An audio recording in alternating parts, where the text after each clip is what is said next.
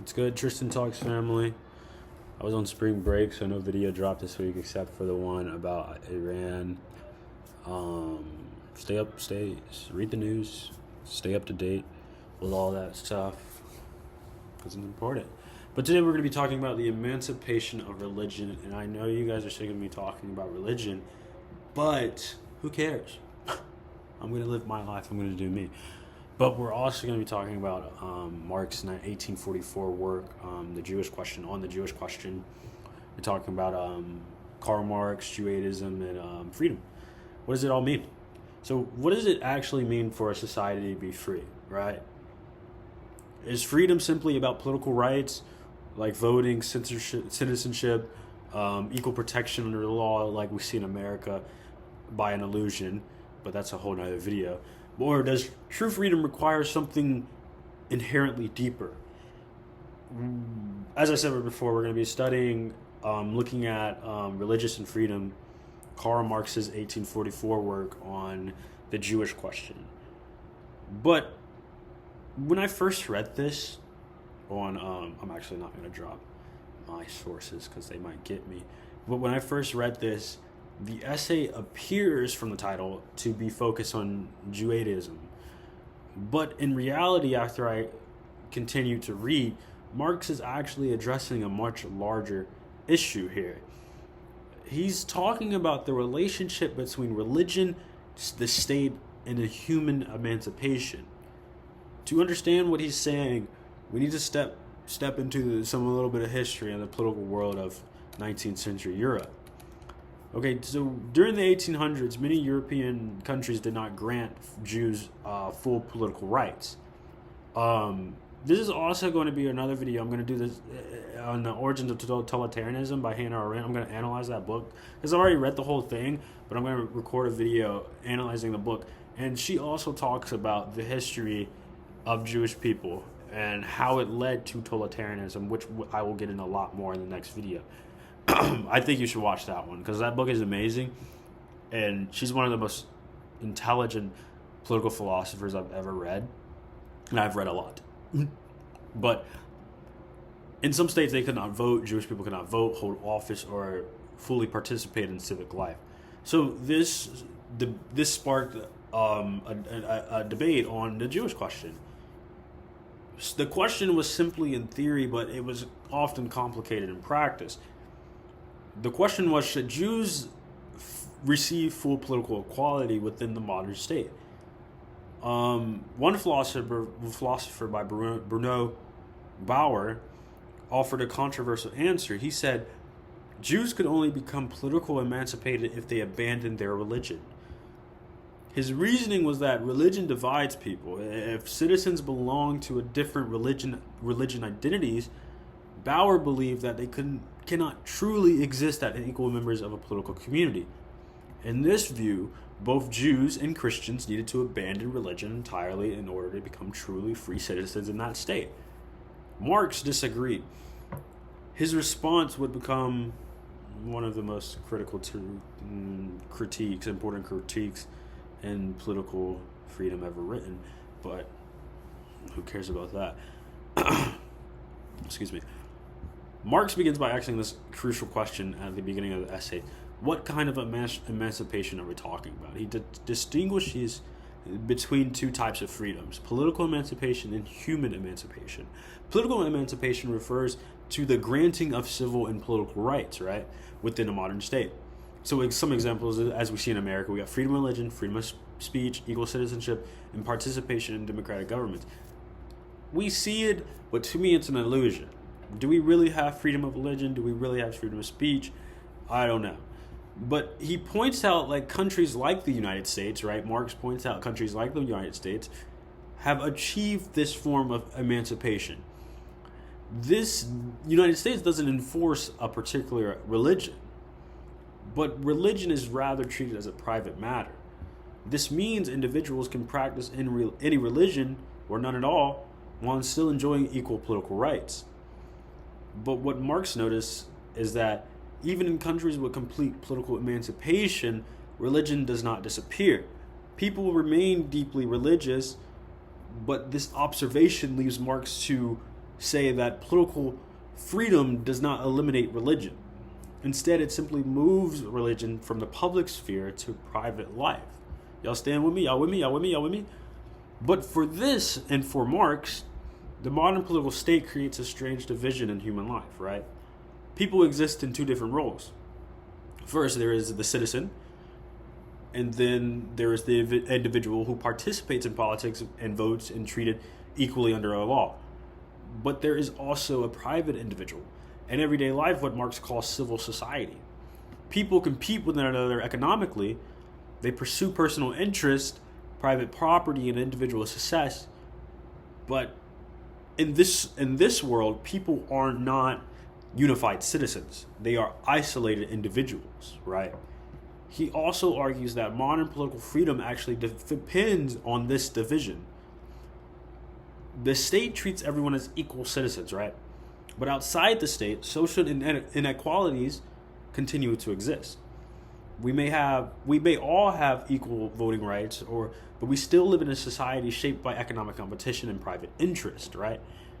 We may all have equal what did I just say? We may all have equal voting rights, but we still live in a society that is in competition shaped by economic competition and private interest. So religion survives in the environment because it reflects this deeper separation within human life, right? For Marx, this religion is simply not about the belief in a God or God. Religion expresses a deeper condition known as alienation. Alienation occurs when a human being becomes separated from their own social power. Instead of controlling their own collective lives directly, people create institutions that stand above them, right? Religion is one example. Instead of recognizing human creativity and morality as human achievements, these qualities are projected as divine beings. The same dynamic occurs in politics. Marx argues that a state can become an intermediary between the people and the freedom. Rather than exercising power directly, individuals transfer their authority to institutions like the governments, laws, and political systems. As a result, human beings become divided between their real lives and political identities. But that was on religion versus as alienation. This is what we're going to get into. Why Marx discusses Judaism and Jewish people. He uses in the 19th century Europe, Jewish communities often occupied a unique position in society. Many Jews were excluded from political institutions but active in economic life. So he used this historical situation to illustrate a broader argument. His point is simply not about Judaism and Jewish people. Instead, he argues that the modern civil society itself operates according to the logic of self-interest and economic competition. In this system, individuals pursue private gain. They accumulate property and they compete with others. Marx claims that these social conditions shapes religious consciousness. In other words, religion does not cause alienation, rather religion expresses it. Marx also critiques the idea of rights of men. These rights developed during the Enlightenment and the French Revolution include life, property, equality, and security. At first glance, these rights seem to represent the highest form of freedom, but Marx argues that they actually protect the freedom of an isolated individual. The right to liberty means the right to pursue personal interests without interference. The right to property guarantees the ability to accumulate wealth, and security protects the individual and their possessions. These rights are important, but they do not create genuine human community. Instead, they reinforce a society built around individual self-interest. For Marx, political emancipation is a major historical achievement. It replaces feudal privileges with equal citizenship and universal legal rights. But it also leaves the deeper structures of society untouched. Economic inequality, competition, and alienation continue to shape everyday life. As a result, religion persists. People turn to religion because the social world still feels fragmented and unstable. Political emancipation solves the problem of legal inequality, but it does not resolve the deeper contradictions of modern society. Y'all with me? But Marx also believes that true freedom requires more than political rights. Human emancipation would involve in transforming the social conditions that produce alienation. Instead of living as isolated individuals for private gain, people recognize their collective power as members of a shared human community. In such a society, individuals would no longer need to protect their hopes and values onto external forces, whether it's religion or politics.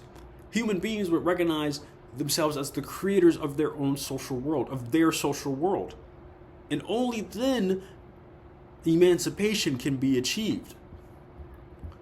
But we're going to end it here on a conclusion of that Marx's essay you often see online. I don't know how your argument is, but it's full of socialists and speeches and all that.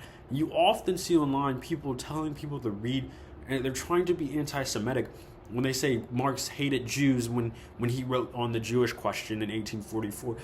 Those folks haven't read the essay or haven't read the work. He's not trying to be anti-Semitic. He is talking about human emancipation and political emancipation and religious emancipation.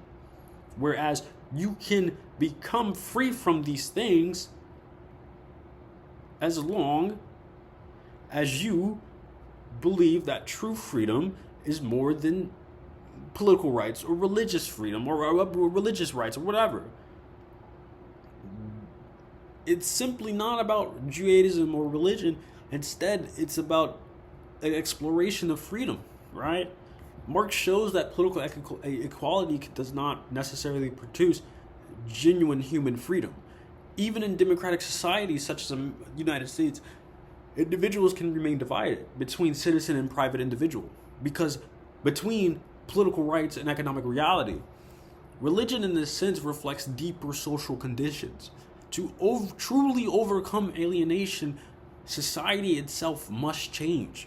Political emancipation is the most important step, but human emancipation requires transforming the structures that shape everyday life. And that question, how to build society where human beings truly control their collective destiny, remains it's one of the most important questions, political questions of our time. How can we control our collective destiny? Does religion hold you back from controlling your collective destiny? Does politics hold you back from controlling your collective destiny? But thanks for watching. If you enjoyed this, let me know what y'all think. Discuss in the comments. I will reply to every single one of them. Follow me on Instagram. I'm going to put it in the bio. Appreciate y'all. Thanks.